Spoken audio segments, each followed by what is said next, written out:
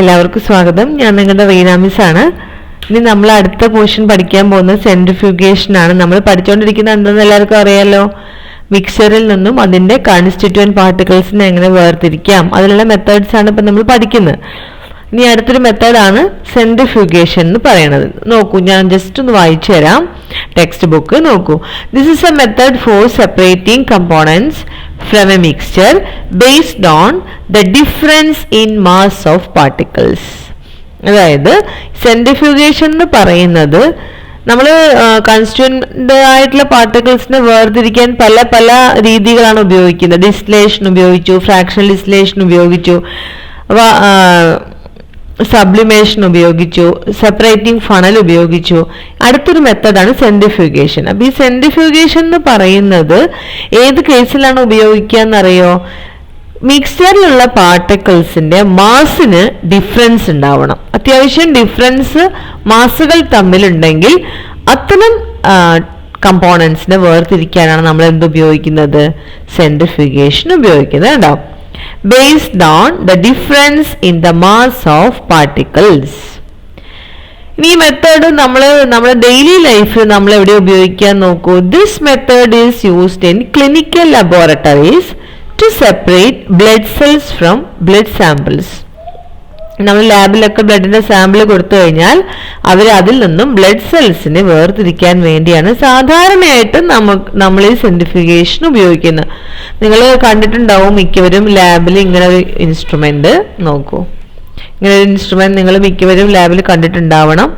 കുറച്ചുകൂടിയൊക്കെ modern version ആയിരിക്കും. ഇതെന്റെ പഴയ രൂപമാണ്. ഇതാണ് സെൻട്രിഫ്യൂജ് എന്ന് പറയുന്നത്. ഇതിന്റെ ഫംഗ്ഷൻ എങ്ങനെയാണെന്നറിയാം. ഈ സെൻട്രിഫ്യൂജിൽ നമുക്ക് സെപ്പറേറ്റ് ചെയ്യേണ്ട എന്താണ്? അപ്പൊ ഇതൊരു സ്റ്റാൻഡാണ്. ഈ സ്റ്റാൻഡിൽ ഒരു റിങ് ഉണ്ടാവും, ഇങ്ങനെ റിങ്ങുകൾ ഉണ്ടാവും. ഇവിടെ ഒരുപാട് ഇതിപ്പോ രണ്ടെണ്ണേ കാണിച്ചിട്ടുള്ളൂ. 6ഉം 7ഉം 10ഉം റിങ്ങുകളുള്ള ഇങ്ങനത്തെ സെൻട്രിഫ്യൂജ് ഉണ്ട് കേട്ടോ. അപ്പൊ അതിലൊക്കെ ഓരോ ടെസ്റ്റ് ട്യൂബ്സ് ഉണ്ടാവും. അത് അതിൻ്റെ ഉള്ളിൽ ക്ലിങ് ചെയ്യാണ്. ടെസ്റ്റ് ട്യൂബ് നമുക്ക് ഊരിയെടുക്കാനും പറ്റും. നമുക്ക് എന്ത് മിക്സ്ചർ ആണോ വേർതിരിക്കേണ്ടത് അത് ഈ ഇതിലെടുക്കുക. നിങ്ങൾ സ്കൂളിലൊക്കെ ഉണ്ടാവും, ഇത് നിങ്ങൾക്ക് കാണിച്ചു തരും സ്കൂളിൽ നിന്ന്. വളരെ സിമ്പിളാണ്. ഇത് നമ്മൾ കൈകൊണ്ട് തിരിക്കാൻ പറ്റിയൊരു മെഷീനാണ്. ഇവിടെ കൈകൊണ്ട് തിരിക്കുന്ന സമയത്ത് ഇവിടെ എത്ര ടെസ്റ്റ് ട്യൂബ് ഉണ്ടോ എല്ലാം കൂടി ഒരു സെൻട്രൽ പോയിന്റിലാട്ടോ ജോയിൻ ചെയ്തിട്ടുണ്ടാവുക. സ്റ്റാൻഡുകളെല്ലാം കൂടി ഒരു സെൻട്രൽ പോയിന്റിൽ ജോയിൻ ചെയ്തിട്ടുണ്ടാവും. ഈ സെൻട്രൽ പോയിന്റിൽ നിന്ന് ഇപ്പൊ ഇവിടെ 2 ടെസ്റ്റ് ട്യൂബാണ് കാണിച്ചിരിക്കുന്നത്. ഇങ്ങോട്ടോ ഏത് ഭാഗത്തേക്ക് വേണമെങ്കിൽ നിറച്ച് ടെസ്റ്റ് ട്യൂബുകൾ ഉണ്ടാവാം. നമ്മൾ ഈ ഹാൻഡിൽ പിടിച്ച് ഇങ്ങനെ തിരിക്കുന്ന സമയത്ത് ഇത് കറങ്ങാൻ തുടങ്ങും. പതുക്കെ ആദ്യം തിരിക്കാവൂ. മെല്ലെ തിരിച്ച് വരുമ്പോൾ ഇത് നേരെ ഇങ്ങനെ വരും. മനസ്സിലാണ്ട? ഈ രൂപത്തിൽ നിൽക്കും നമ്മൾ തിരിക്കുന്ന സമയത്ത്. ഇതെല്ലാം കൂടെ അങ്ങ് കറങ്ങും. എല്ലാം കൂടെ ഇങ്ങനെ അങ്ങ് കറങ്ങും വട്ടത്തിൽ. കുറച്ചേരം നമ്മളതിനെ കറക്കി കഴിഞ്ഞിട്ട് പിന്നെ പതുക്കെ സ്ലോ ആയിട്ട് സ്റ്റോപ്പ് ചെയ്യുമ്പോൾ വീണ്ടും പഴയ പൊസിഷനിൽ തന്നെ എത്തും. ഈ പഴയ പൊസിഷനിൽ എത്തിക്കഴിഞ്ഞാൽ മാസ് കൂടിയ കമ്പോണന്റ് ഉണ്ടാവുമല്ലോ. ആ മാസ് കൂടിയ കമ്പോണന്റ് അടിഭാഗത്ത് അവിടെ സെറ്റിൽ ആയിട്ടുണ്ടാവും. കണ്ടിന്യൂസ് ആയിട്ട് കറങ്ങി കഴിയുമ്പോൾ ഇത് മാസ് കൂടിയത് അടിഭാഗത്ത് സെറ്റിൽ ആവുകയും ചെയ്യും, മാസ് കുറഞ്ഞത് മുകൾ ഭാഗത്ത് നിൽക്കുകയും ചെയ്യും. അങ്ങനെ നമുക്ക് അതിനെ സെപ്പറേറ്റ് ചെയ്ത് എടുക്കാം. ആ മെത്തേഡാണ് സെൻട്രിഫ്യൂഗേഷൻ. നമുക്ക് ടെക്സ്റ്റിൽ എന്താ പറഞ്ഞിട്ടുള്ളതെന്ന് നോക്കൂ. This method is used in clinical laboratories to separate blood cells from blood samples and also for the quick separation of the precipitate obtained during chemical experiments. നമ്മൾ ചില കെമിക്കൽ എക്സ്പെരിമെന്റ്സ് ഒക്കെ നടത്തുന്ന സമയത്ത് പ്രസിപ്പിറ്റേറ്റ് എന്ന് പറഞ്ഞാൽ നിങ്ങൾ ഈ പാലൊക്കെ പിരിഞ്ഞിട്ടുള്ളൊരു ഇത് കണ്ടിട്ടുണ്ടോ? ഒരു കട്ടിയുള്ള സാധനമാണ് പ്രസിപ്പിറ്റേറ്റ് എന്ന് പറയാ. അങ്ങനെ കാണുന്ന തിക്കായിട്ടുള്ള കാർബണേറ്റ്സിന്റെ പ്രസിപ്പിറ്റേറ്റ്, സൾഫേറ്റ്സിന്റെ പ്രസിപ്പിറ്റേറ്റ് നിങ്ങൾ കുറച്ച് വലിയ കുട്ടികളാകുമ്പോൾ നിങ്ങൾ പഠിക്കും. അപ്പൊ ആ പ്രസിപ്പിറ്റേറ്റ് നമ്മൾ ഓരോ കെമിക്കൽ റിയാക്ഷൻ നടത്തുമ്പോൾ ഇപ്പൊ കാർബണേറ്റ് ഉണ്ടെങ്കിൽ കാർബണേറ്റ് പ്രസിപ്പിറ്റേറ്റ് ആയിട്ട് മാറും, സൾഫേറ്റ് ഉണ്ടെങ്കിൽ പ്രസിപ്പിറ്റേറ്റ് ആയിട്ട് മാറും. അപ്പൊ ഈ എക്സ്പെരിമെന്റ് നടത്തിയ ടെസ്റ്റ് ട്യൂബിൽ നിന്നും നമുക്ക് പ്രസിപ്പിറ്റേറ്റിനെ വേർതിരിച്ചെടുക്കണമെങ്കിൽ എന്ത് ചെയ്താൽ മതി? ഈ സെൻട്രിഫ്യൂഗേഷൻ ചെയ്താൽ മതി. മനസ്സിലായോ? അപ്പോൾ പ്രസിപ്പിറ്റേറ്റ് അടിയുകയും ചെയ്യും, ലിക്വിഡ് ആയിട്ടുള്ള പോർഷൻ മുകളിലേക്ക് വരികയും ചെയ്യും. The liquid containing samples is taken in a test tube and is rotated about a central point in the instrument. ഞാൻ കാണിച്ചതല്ലേ സെൻട്രൽ പോയിന്റ്, അവിടെ വെച്ചിട്ട് തിരിക്കുക. The particles with higher mass then get separated away from the center and those with lower mass remains closer to the center. അതായത് ഇവിടെ പറഞ്ഞിരിക്കുന്നത് വെച്ചാൽ particles with higher mass get separated away from the center. അതെന്താ ഉദ്ദേശം മനസ്സിലായോ? Higher mass ഉള്ളത്, അതായത് higher mass ഉള്ള അടിയിലാണെന്ന് ഞാൻ പറഞ്ഞില്ലേ, അപ്പോൾ ഇതാണ് സെന്റർ. ഈ സെന്ററിൽ നിന്നും ഹയർ മാസ് ഉള്ളത് kept away from the centre, ദൂരേക്ക് പോകും. With lower mass get towards the centre. Lower മാസിലെ സെന്ററിന് അടുത്തേക്ക് വരും, ഹയർ മാസിലെ സെന്ററിന് ദൂരേക്ക് പോകും. അതായത് ടെസ്റ്റ് ട്യൂബിന്റെ അടിയിലാവും ഹയർ മാസിലത് വരിക, ടെസ്റ്റ് ട്യൂബിന്റെ മുകളിലാവും ലോവർ മാസിലത് വരിക. മനസ്സിലായോ?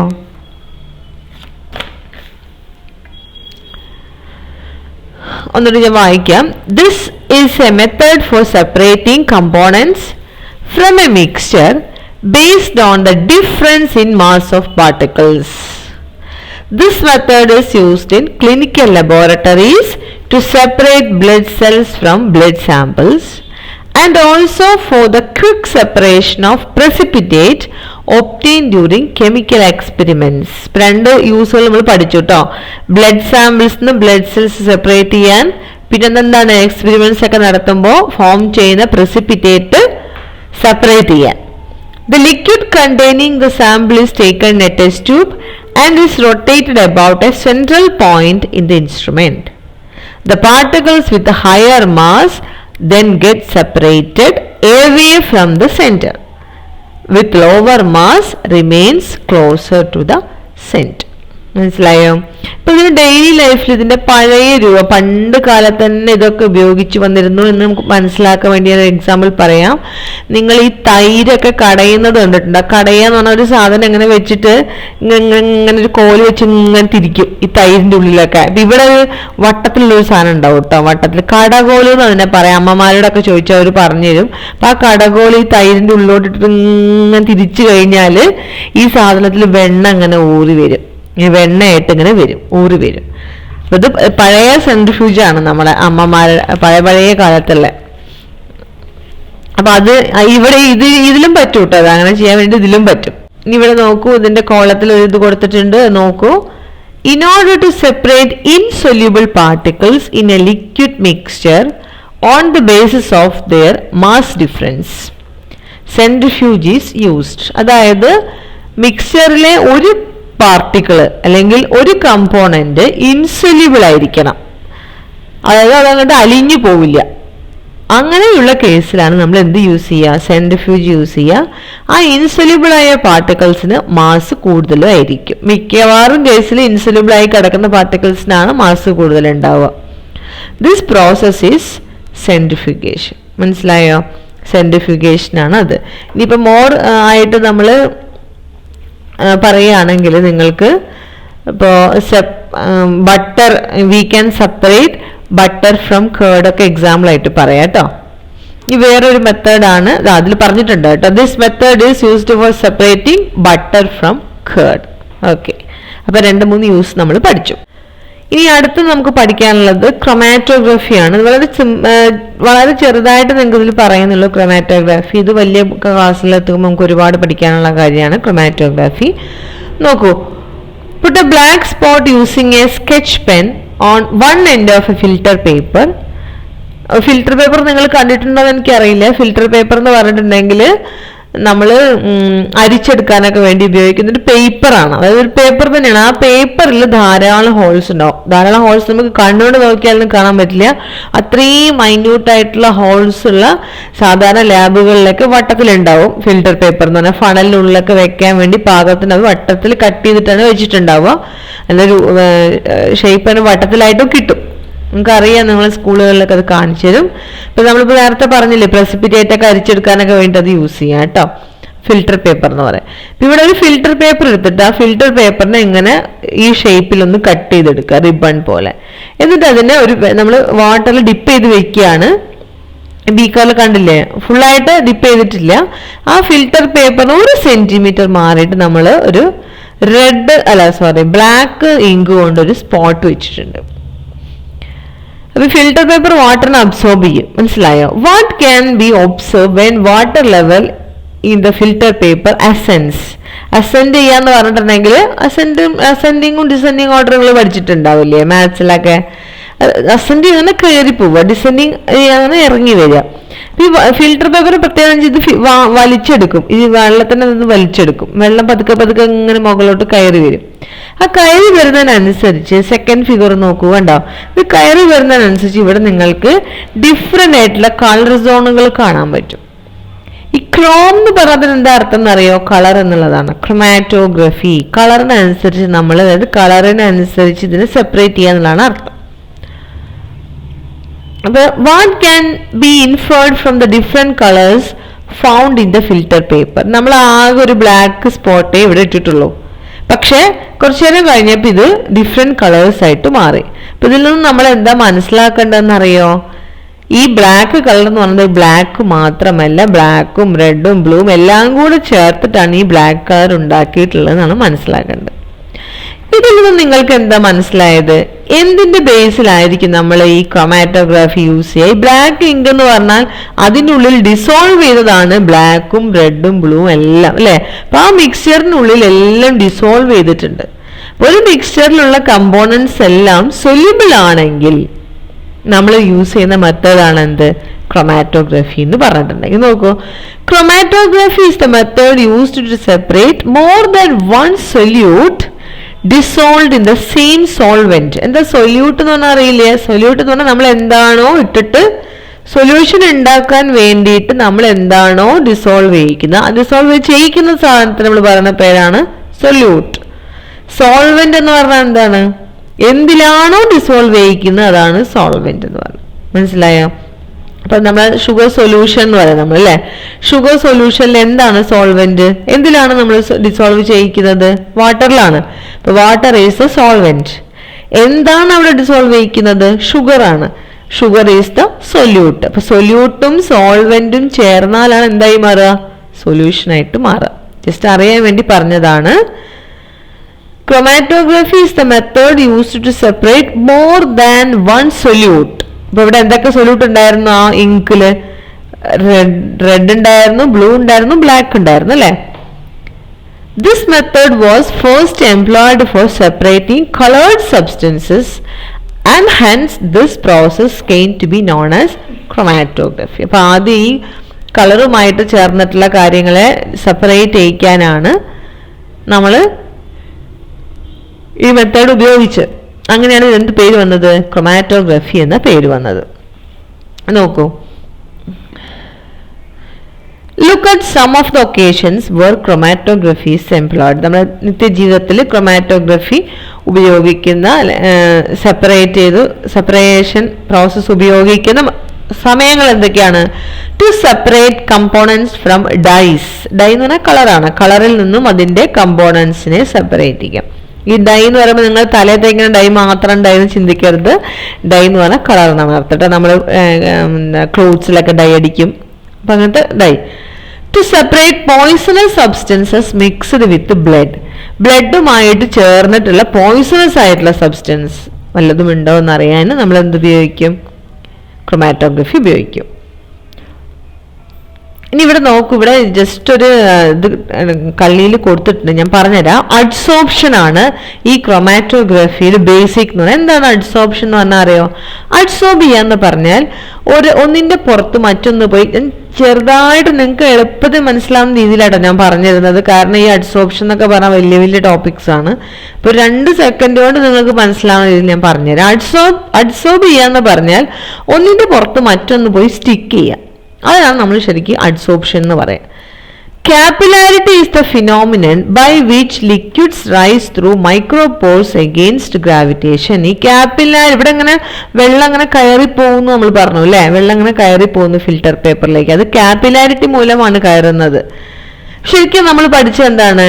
എല്ലാം ഭൂമിയുടെ കേന്ദ്രത്തിനുള്ള സെന്ററിനോട്, അല്ലെ, എർത്തിന്റെ സെന്ററിലേക്ക് അട്രാക്ട് ചെയ്യുന്നു എന്നല്ലേ നമ്മൾ പഠിച്ചിട്ടുള്ളത്. എന്ത് സാധനവും ഇത് നേരെ തിരിച്ചല്ലേ, വെള്ളം മുകളിലോട്ടാണ് പോകുന്നത്, അല്ലെ?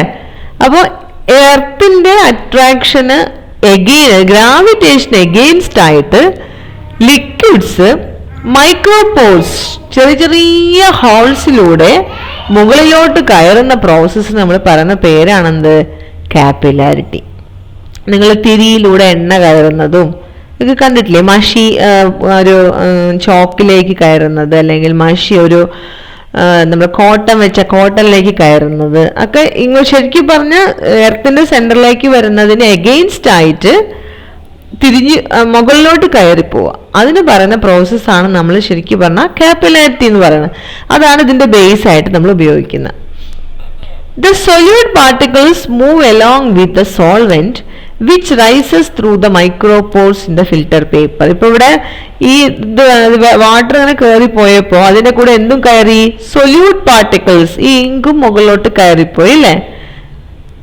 Due to the attraction between the filter paper and the solute particles, they get attached to the surface of the filter paper. അപ്പോൾ ഈ ഫിൽറ്റർ പേപ്പറും ഇവിടെയുള്ള സൊല്യൂട്ട് പാർട്ടിക്കിൾസ് ഏതാണ്? ഈ ഇങ്കിന്റെ പാർട്ടിക്കിൾസ് ആണ് അല്ലെ? സൊല്യൂട്ട് പാർട്ടിക്കിൾസും ഫിൽറ്റർ പേപ്പറും തമ്മിലുള്ള അട്രാക്ഷൻ വഴി അവരെന്ത് ചെയ്യുന്നു? ഈ ഫിൽറ്റർ പേപ്പറിന്റെ സർഫസിൽ സ്റ്റിക്ക് ചെയ്യുന്നു. അതിനാണ് അഡ്സോർപ്ഷൻ എന്ന് പറയാം. മനസ്സിലായോ? അതാണ് adsorption. This is called adsorption. Particles are separated on the surface of filter paper on the basis of the difference in rate of adsorption. അപ്പോൾ ഇവിടെ ബ്ലാക്ക് ഇങ്കിന്റെ അഡ്സോർപ്ഷൻ റേറ്റ് ആയിരിക്കില്ല റെഡ് ഇങ്കിന് ഉണ്ടാവുക. അതിന്റെ അഡ്സോർപ്ഷൻ റേറ്റ് ആയിരിക്കില്ല ബ്ലൂവിന് ഉണ്ടാവുക. ഈ അഡ്സോർപ്ഷന്റെ റേറ്റ് വ്യത്യാസത്തിനനുസരിച്ച് ഓരോ ആളുകൾ ഓരോ സ്ഥലത്ത് പോയിട്ട് ഇങ്ങനെ അഡ്സോർബ് ചെയ്യും, സ്റ്റിക്ക് ചെയ്യും. അതിന്റെ സ്റ്റിക്ക് ചെയ്യാന്ന് പറഞ്ഞാൽ അതിന്റെ സയന്റിഫിക്കലായിട്ട് നമ്മൾ പറയുന്നതാണ് അഡ്സോർബ് ചെയ്യാന്ന്. ഒരു സർഫസിന്റെ പുറത്ത് മറ്റൊരു പാർട്ടിക്കിൾസ് പോയി സ്റ്റിക്ക് ചെയ്യുന്നതിന് പറയുന്ന പേരാണ് അഡ്സോർപ്ഷൻ.